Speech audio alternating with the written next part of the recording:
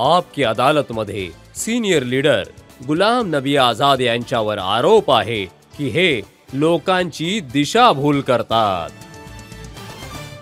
आझाद साहेब, तुम्ही तुमच्या पुस्तकात लिहिलं आहे की एक काळ असा होता की तुम्ही काँग्रेस प्रेसिडेंट बनू शकला असता.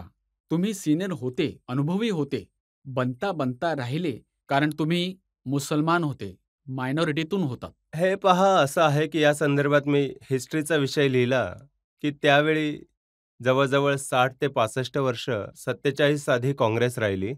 त्या 60-65 वर्षात 12वा की 13वा मायनॉरिटी अध्यक्ष राहिले आहे राष्ट्रीय काँग्रेसचे. या 75 वर्षात एकही नाही राहिला.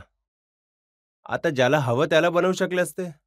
का नाही बनलात परंतु? हां, मी तर तेच म्हटलं ना आता, की फक्त सेक्युलरिझम बोलल्याने काही नाही होत. त्यावर ॲक्ट सुद्धा करावा लागेल. तर जसे तुम्ही मायनॉरिटीमधून असल्यामुळे बनता बनता राहिलात, सोनिया गांधी ही प्रधानमंत्री बनता बनता राहिल्या. कारण काय? त्या मायनॉरिटीमधून होत्या की फॉरेनर होत्या म्हणून? नाही, तसं तर ते मायनॉरिटी न समजतात त्या स्वतःला आणि ना कोणी त्यांना समजतं. कारण की मेजॉरिटीशी लग्न केलं आहे. परंतु त्याचा मायनॉरिटी मेजॉरिटीशी आणि त्यांना मायनॉरिटी मानलंही नाही कधी कोणी. मेजॉरिटीच मानलं आणि त्या मेजॉरिटीला प्रॅक्टिससुद्धा करतात. हिंदू धर्माची प्रॅक्टिसही करतात. परंतु त्यांच्या फॅमिलीचा काही प्रॉब्लेम होता त्यात विवाद. मी आपल्या बुकमध्ये लिहिलं आहे, की ते जे सुषमाजींनी म्हटलं आहे, की ते आपले केस पूर्ण साफ करून, मुंडन करून पूर्ण देशात फिरेल. तर मला वाटतं, की त्यामुळे फॅमिली घाबरली, की आता एक नवीन वाद निर्माण होईल. कसं तरी तर सरकारमध्ये आलोय, तर बरं होईल, की परंतु कधी तुमचं बोलणं नाही झालं याविषयी? नाही माहिती आहे, त्या फॅमिलीचे विषय काही विषय मी बोललो, की मला फॅमिलीवर नाही इच्छा बोलायची, कारण आता चांगलं नाही वाटत मला तसं. नाही, त्या काळी मी का म्हणत आहे दिशाभूल करता तुम्ही. तुम्ही एल-डी-एफला, समाजवादी पार्टीला, बी-एस-पीला या सर्व नेत्यांना तुम्ही हो, हो. भेटले होते. तुम्ही त्यांना सांगितलं होतं, की सोनियाजी प्रधानमंत्री बनणार आहेत. हो, परंतु आमचे 3-4च लोक त्यावेळी होते. अ, अ, मिसेस गांधी होत्या, अहमदभाई होते आणि प्रणवदा होते. His consultation. तर जेव्हा त्यांनी डिसाईड केलं, तेव्हा मी मीटिंगमधून उठून निघून गेलो. आणि संध्याकाळी दुसरी मीटिंग मी नाही गेलो. तर तेव्हा मी तर त्यांनी म्हटलं, की आमच्या काही फॅमिली प्रॉब्लेम्स आहेत. त्यांनी सांगितलं आणि मी गप्प बसलो. ठीक आहे. आणि डॉक्टर मनमोहन सिंगला का निवडलं? सज्जन मनुष्य होते, शिकलेले होते, विद्वान होते. खूप चांगले फायनान्स मिनिस्टर होते. आमचे चांगले कुलीग होते. मनमोहनजी 5 वर्ष फायनान्स मिनिस्टर होते. त्या काळी मी टुरिझम मिनिस्टर होतो. आमची खूप चांगली मैत्री होती आणि प्रामाणिक होते. खूपच प्रामाणिक. तुम्हाला कधी नाही वाटलं, की प्रणव मुखर्जी जर प्राईम मिनिस्टर बनले असते, तर चांगलं देशाला चालवू शकले असते?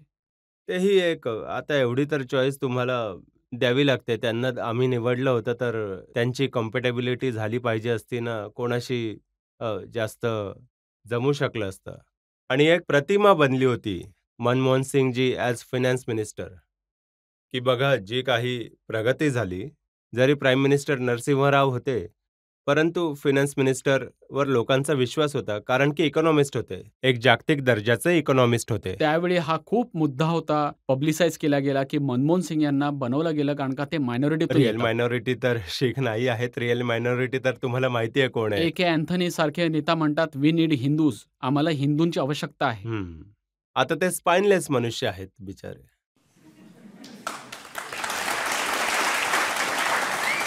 जसं काँग्रेसचे स्पोकपर्सन सुरजेवालांनी म्हटलं आहे, की राहुल गांधी फक्त हिंदू नाही, तर जानवं धारण केलेले हिंदू आहेत. आणि तरीही प्रो मोदी आम्ही आहे ते नाही आहेत.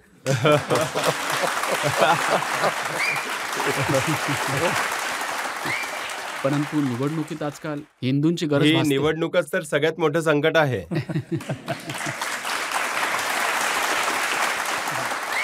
जनतेमधून प्रश्न? ज्या तऱ्हेने काँग्रेस काम करतेय, 2024 मध्ये बीजेपीला आव्हान देऊ शकते. तुम्हाला काय वाटतं? हे बघा, मी सांगू शकतो, परंतु मी नाही सांगणार, की काँग्रेसमध्ये एवढे छोटे लोक आले आहेत आज, की प्रत्येक गोष्ट त्यांना खरं ऐकण्याची इच्छा नाही. ते तुम्हाला मीर जाफर म्हणतात. हां? हे मीर जाफर तर हे लोक आहेत, जे काँग्रेसमध्ये बसून काँग्रेसलाच बुडवत आहेत. आम्ही बसूनही बाहेर आहोत. आम्ही बाहेर अपोजिशनमध्ये बसूनही म्हणतो की काँग्रेस सर्व्हाइव्ह झाली पाहिजे. डेमोक्रेसीच्या हितात आहे. ते काँग्रेसवाले डिझर्व नाही करत, परंतु लोकशाहीच्या हितात की एक आणखी नॅशनल पार्टी पण ते असायला तर पाहिजे. 2 नॅशनल ते पार्टी तर म्हणतात पाहिजेत. की लोकशाही नाहीच आहे, लोकशाही संपली आहे. मोदीजींनी संपवलं, सारं काही नष्ट करून टाकलं. तर त्यासाठी हे त्यांची मदत करत आहेत. हे तर मोदीजींची मदत करत आहेत 24 तास. मोदीजी जर 24 तास सत्तेत राहण्यासाठी, तर काँग्रेस लीडरशिप 48 तास काम करत आहेत त्यांना सत्तेत ठेवण्यासाठी. तर यांचा प्रश्न राहिला की 2024 मध्ये काय वाटतं, काय नाही, नाही, होईल? नाही. जर मी म्हटलं की हे हरत आहेत आणि ते जिंकत आहेत. जर मी म्हटलं बीजेपी जिंकत आहे, तर म्हणतील बीजेपीवाला आहे. मी म्हटलं काँग्रेस पुढे जात आहे, म्हणेल की काँग्रेस जॉइन करत आहे. नाही, परंतु तुम्ही जनतेला सांगू शकता की गपचूप आता ही सांगा, कोणी जनताच ऐकत नाही सांगेल, हो. हे तुम्हालाही माहिती आहे. तुम्हालाही माहिती आहे काय होणार आहे, मलाही माहिती आहे काय आहे आणि यांनाही माहिती आहे काय होणार आहे ते.